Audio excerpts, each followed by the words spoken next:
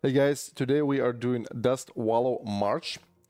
So prepare for a lot of new sigils, gold, and experience. And the first boss is Goreclaw The Ravenous. This encounter has two problems for you. Let's take a look at number one. The problem number one is it starts at 3:30, then 2:30, then 1:30, and 30, and so on. Every minute, the boss will send 8 raptors at you. Now, the problem here is not these 8 raptors. The problem is that these 8 raptors are usually supported by something that comes from behind, or something like, yeah, for example, this Drake or Ogre Magi or Darkmist Trolls or stuff like that. So the first thing is to survive the first wave without actually leaving your core with 1 HP or something like that. That's the first problem that you have. So, but let's assume you survived this attack. Obviously, it all comes down to the setup that you have. The problem number 2 is the boss itself. If it gets to you, it only attacks in the melee range. That's the only weakness. But if it gets to you, it shreds tanks, range, flying, melee, everything. The way I killed the boss is I used Necromancer with frozen skeletons, and while the boss was kind of slow and I was being able to, you would damage the boss. And also, if the boss is slow and you, for example, send Goblin Sappers with the rocket boots at the boss is not able to quickly kill everything right away. Especially if the boss is attacked by something else. So slowing is kind of helps really well. The second mini that will help you is meat wagons with increased range, because if you capture this tower and you put the meat wagon like right here, meat wagon will be able to attack the boss without being attacked. The problem is that something usually will spawn here very quickly and kill your meat wagon. The best way that I found to kill this boss is overtime.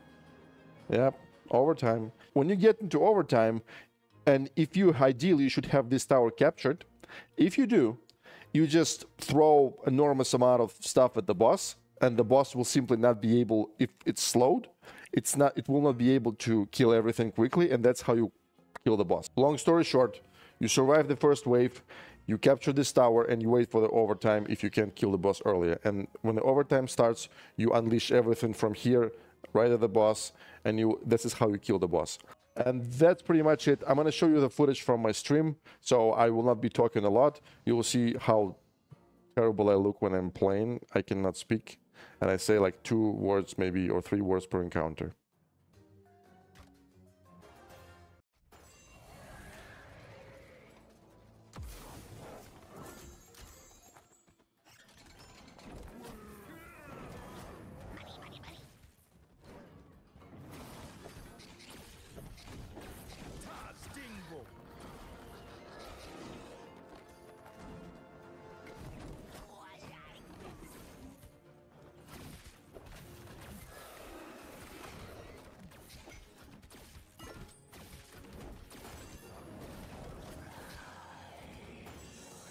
Well, that's not good.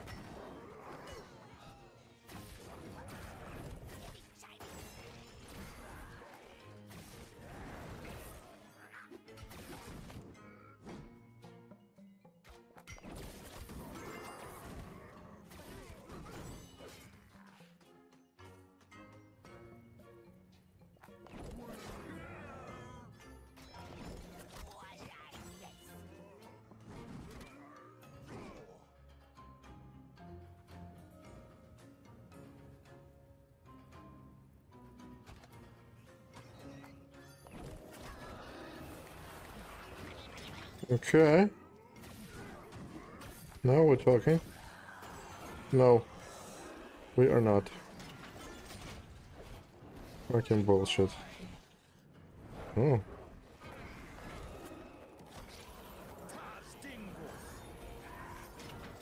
Oof. Am I still alive? Jesus, I'm doing it.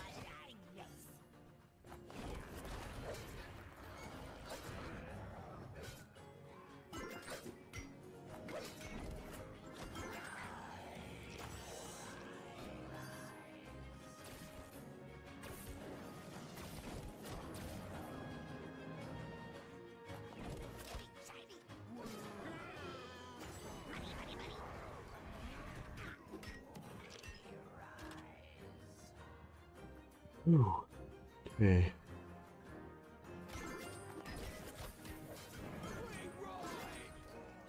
Okay.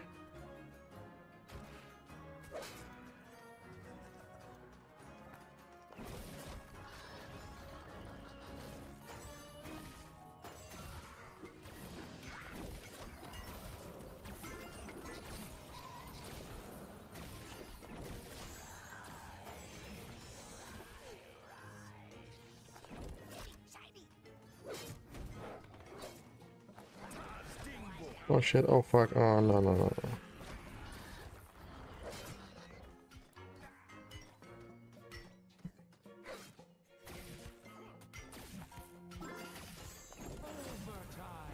Overtime, really?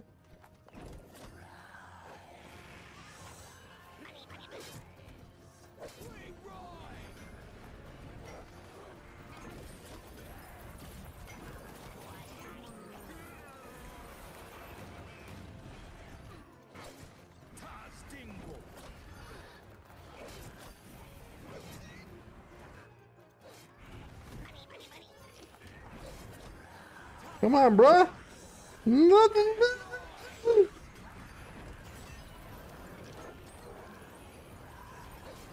Are you motherfucking serious?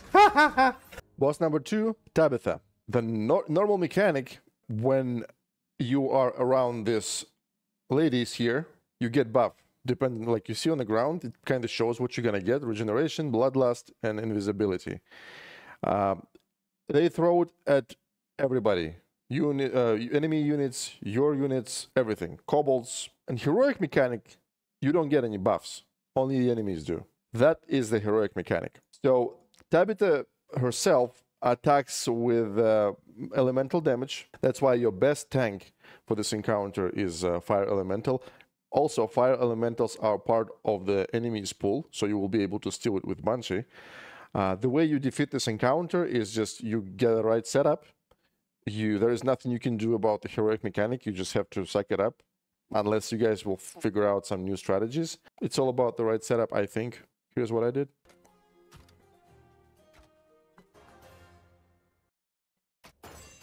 The marsh can be dangerous.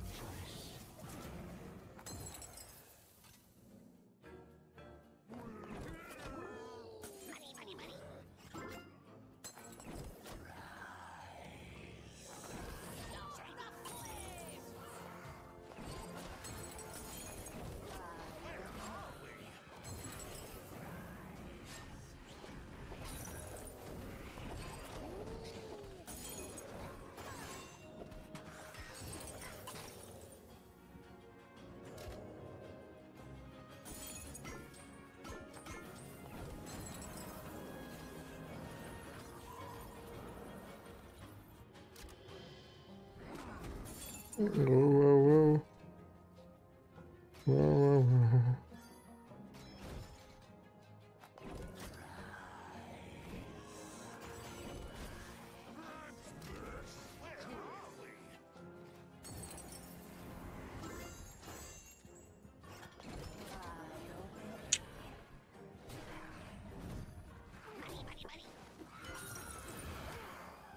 Really?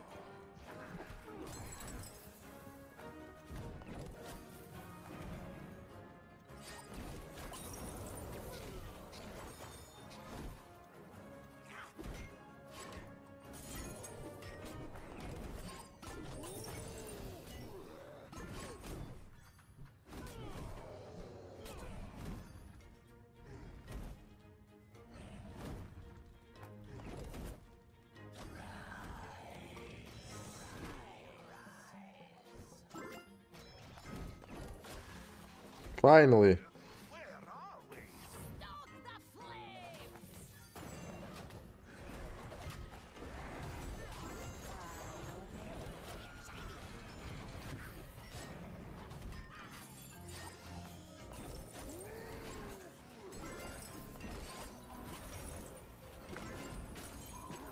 Now that looks like a legit kill.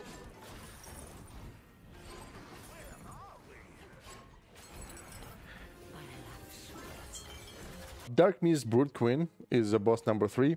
This encounter kinda allows you to turn this mechanic, the mechanic of this encounter against the boss.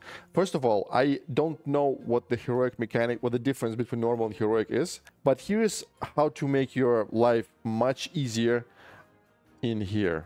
I found that accidentally, like I said, how to turn this encounter against the encounter itself. So first of all, we take the gargoyle, right? Let's wait, like this. And then you throw these guys. Boom. Watch what happens.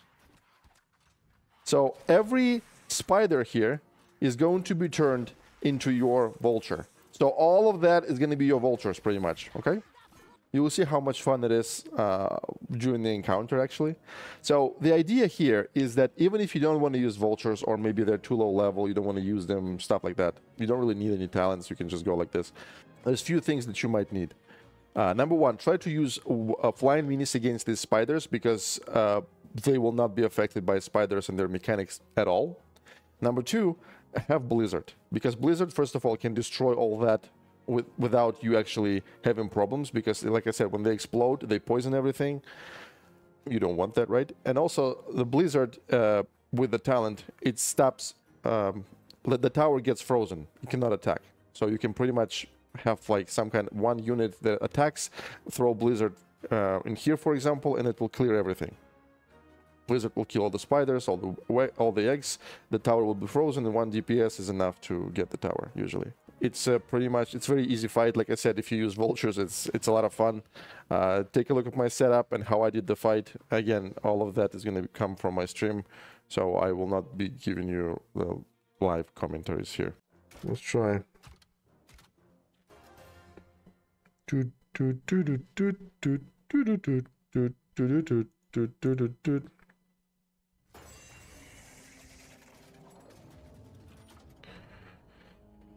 Okay.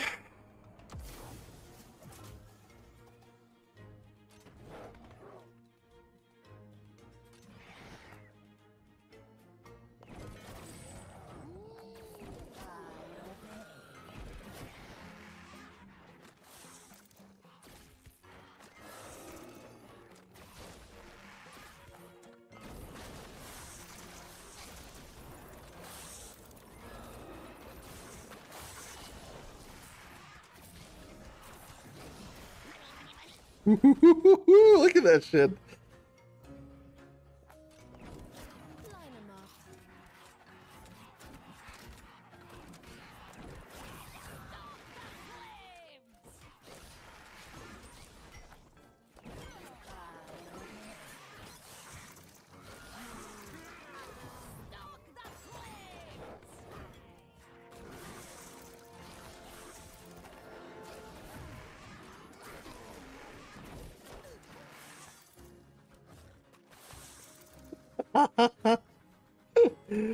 Oh la la!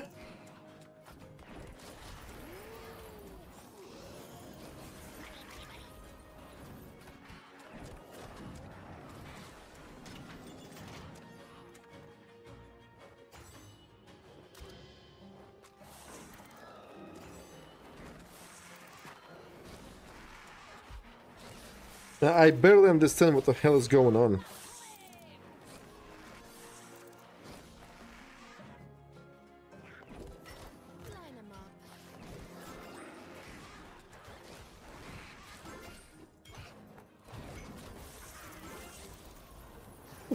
Holy shit, look at this shit.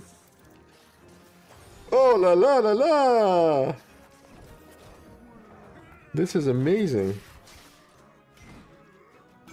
Look at this.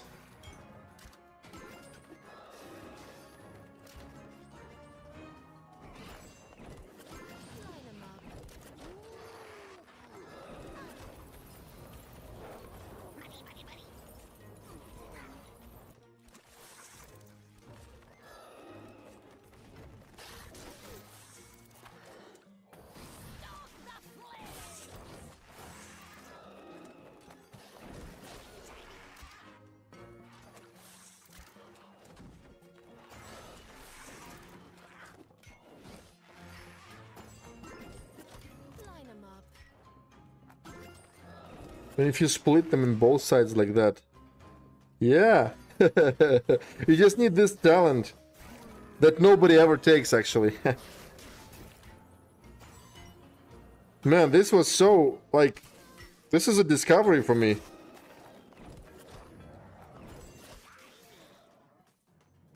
Holy shit. And this is heroic. This is heroic and this is orange.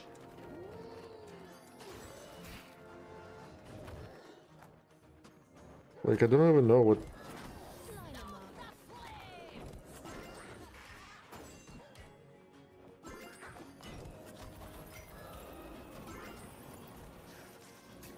Well, right now they're gonna be useless because there's nothing else. Like, there is no, all these spiders are gone. But, man, it's still amazing. It's so easy to kill them all. That's it, boys. Jaina Proudmoore, the one that always wants to study and nothing more. The encounter is pretty much the same as normal, except, yeah, instead of 2 blizzard zones, we have 4. Now, I was trying to do this mechanic correctly. Like, here's how you can trigger all these blizzards and then pass. Like, I would do it this way. I would split vultures like that. They would trigger both blizzard zones. You can't really get any extra value if you do the mechanic correctly. It's very inefficient. It's just not worth it. This is one of the ways to trigger blizzard if you want. Like, if, for example, if you use vultures here, what you can do is you can go like this. See? So you kind of trigger blizzard, but your Quillboar still, like, passes it, takes a summoning stone, and the zone is kind of cleared from this blizzard. So you clear this blizzard with vultures, and this blizzard, one of them with your Quillboar, if you want to do it this way. But it's better to cheese, and let's see how I did it.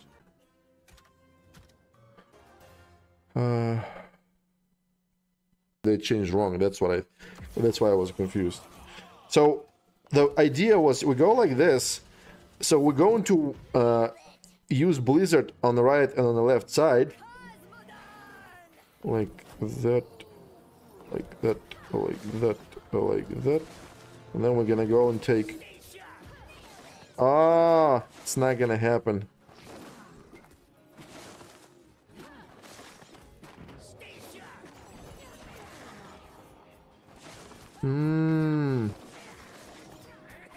So blizzard casts and opens. And it opens the chest itself. That's why there is nothing we can do about it. I believe we did it, boys. Almost.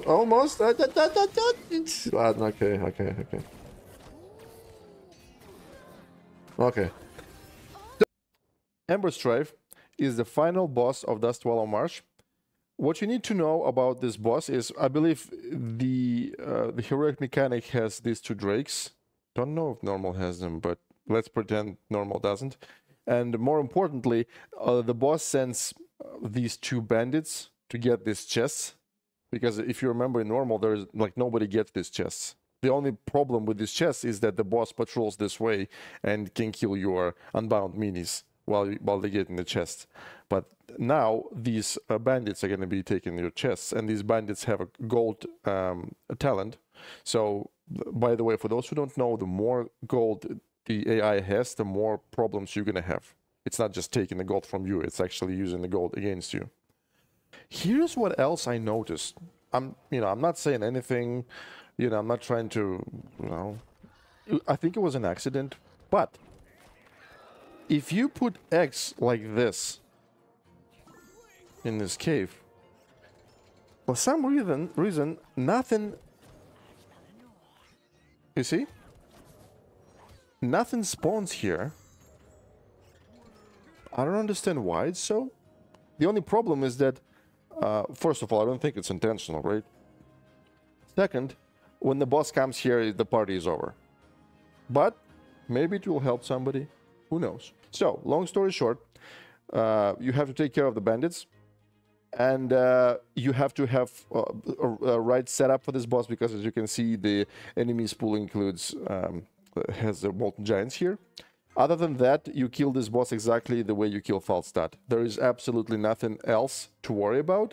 It's even easier because we have shitload of gold chests. That's all. This guy. I totally forgot that he is red. That's why he's so hard to kill. I just like to... I'll tell you in a second.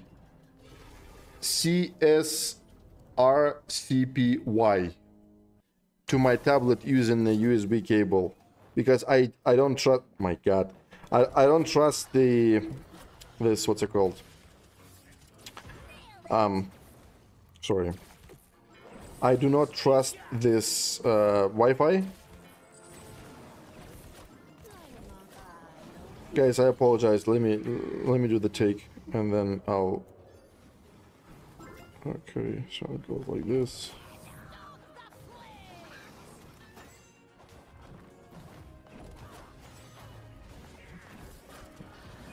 I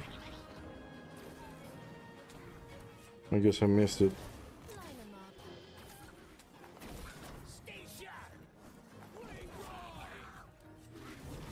Man, this is absolutely amazing. Absolutely amazing. I did so much damage.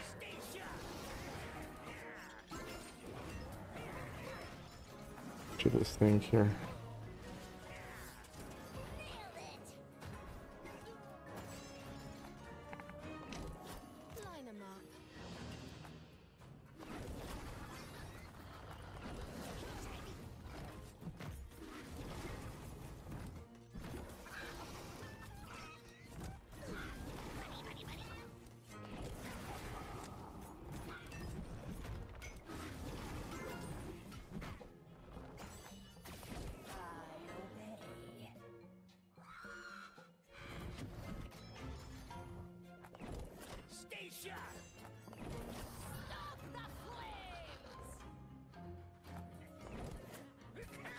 You're not gonna do this again.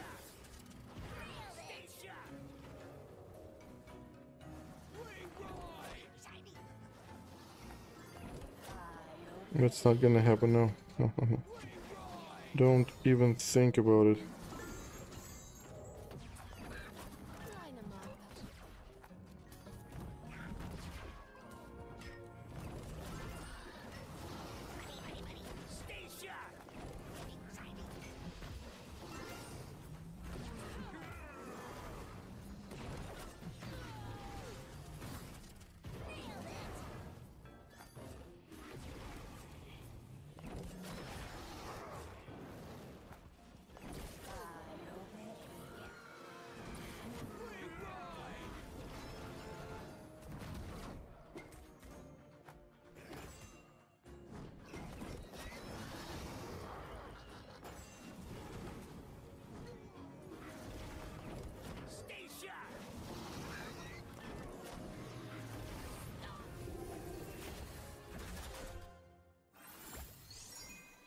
On Goreclaw Crater is the last zone where I'm going to show you 5 kills.